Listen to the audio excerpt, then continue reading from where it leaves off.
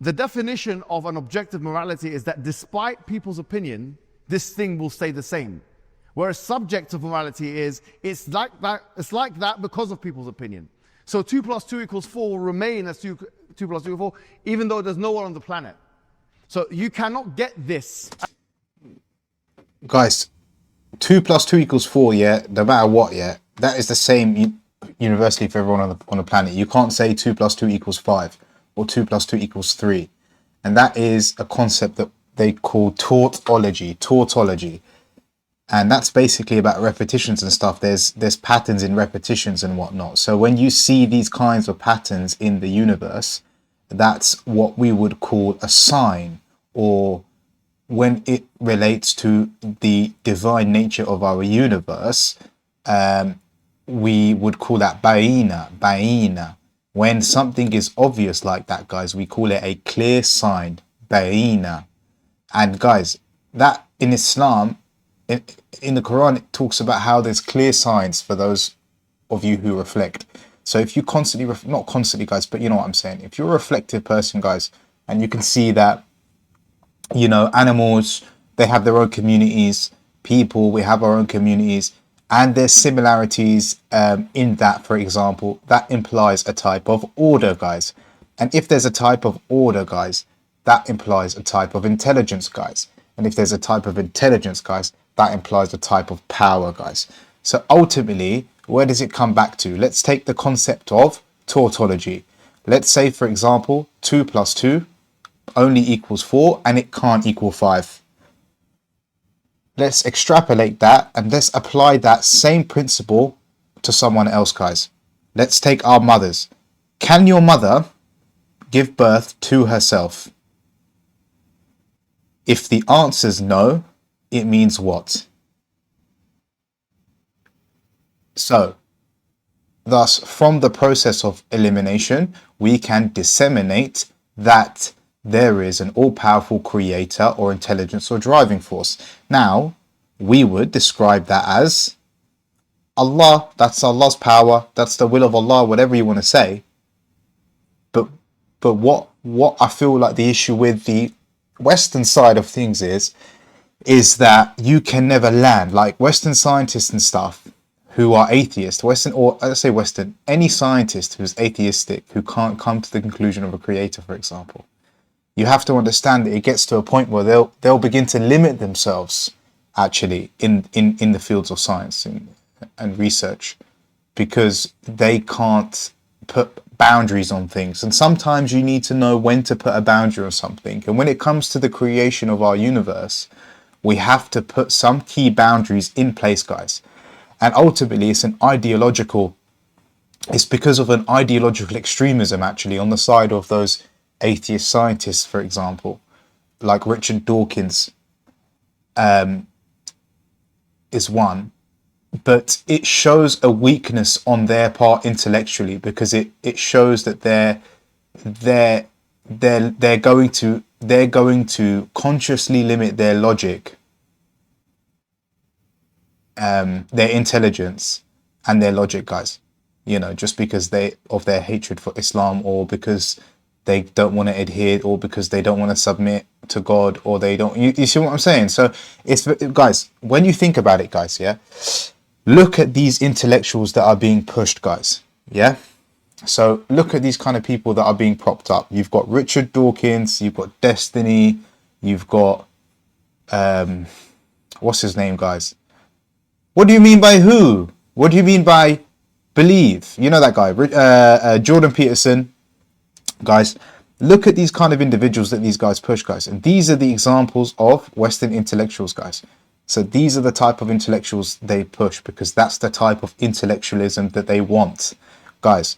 The Jews and the atheist guys who have enmity towards Islam and the Muslims will push their idea and their worldview onto everyone else, guys, because ultimately that's what they want in order for Islam to not succeed, guys, so that they can be the dominant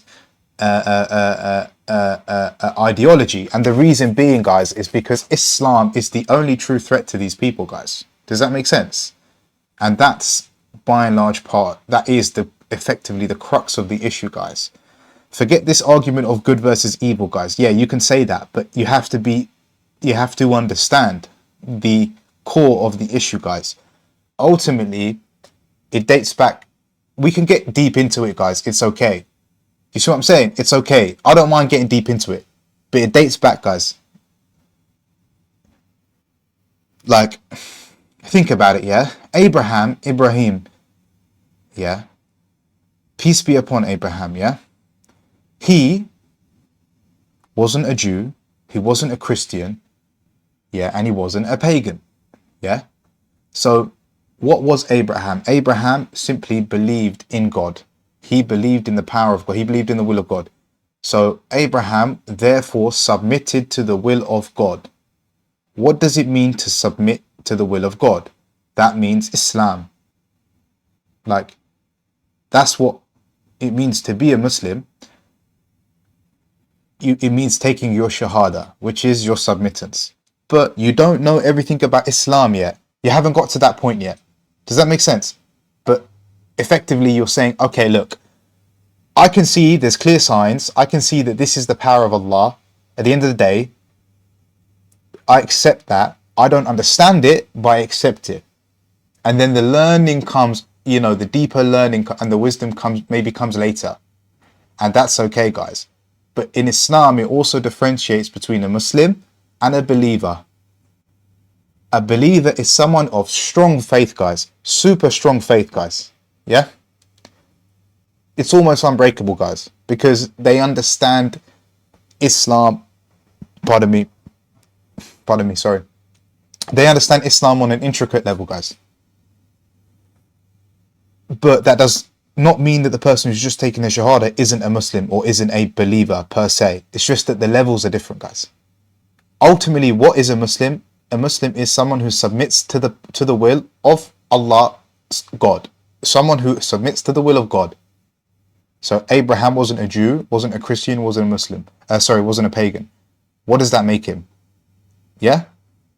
Why do I say that? Because, okay, all of the prophets preached as far as I'm aware, even in the Bible, like the New Testament as well, you'll see that the prophets preached belief in the will of God and the oneness of God.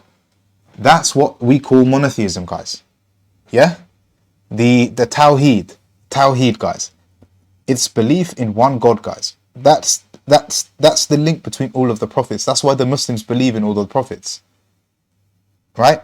So that's the link that people say, guys. And you know what it is? That's why Muslims say that Jesus was a prophet, guys. Because if you look at verses in the Bible, like, I know I'm going on a tangent, but I'll loop this now. If you look at verses in the Bible, guys, like John 17:3, for example, Jesus says the only true God is the Father. John 20:17, he says, I ascend unto my Father, unto your Father, unto my God and your God. Guys, that's a clear differentiation. Do you see what I'm saying? So look, the commonality between all the prophets is the Tawheed, the belief in preaching and the belief in one God and the will of God, and I do the will of the Father, and so on and so forth. Okay? That is what the true unity, that is where the true unity lies. Does that make sense? If you look at Muslims, all the Muslims pray into one direction, guys, when they're praying, yeah? And that is a type of unity, guys. It's a show of unity, guys. The only way they can do that is if their heart and their belief system, core belief system, aligns with each other, guys. So that's how, if you want unity, it's about the belief in God, guys. That's where you're going to find the true unity, guys. Does that make sense? So Islam does that really well, guys. It's the best religion for that. If you want Islam like that, go to Sunni Islam, guys. You're going to get that, guys. Yeah? That's why the Western powers that be, the negative powers in the West that be, they do not want this to happen, guys. That's why Islam is the biggest threat. That's why they're pushing these kind of people down our throats, guys. It's the best they've got, guys. Intellectually speaking, it's the best they've got. And ultimately what they're trying to do is they're trying to push atheism and secularism. Why? To keep us away from monotheism. Really, really, really, really, really simple, guys. Okay? So the issue with these scientists, guys, is that they'll never land because of this, because they can't define God and they can't define their parameters because they can't define God, and they won't. They refuse to. Therefore, they will limit themselves intellectually. Ultimately, guys, you have to be careful from following and people like this. That's why I'm not even listening to the guy after, because I pretty much know the essence or core of his argument, and I know that he's not a credible person, guys, and I know that he's a fucking dweeb, guys, and I know that he's a fucking cuck. Okay, guys. So with all of these things combined, okay, that's why they're doing this, guys. Just so that you know. As John Mackey said, John Mackey Laid bare. Here we go, guys. Laid bare. Book on ethics called Ethics. Actually. Tangent. I went off on a tangent, guys, but I ended up giving you a whole fucking orange. And at the end of it, he mentioned the following. He said that the only way you can do that is through a list from God. And he said that as an atheist.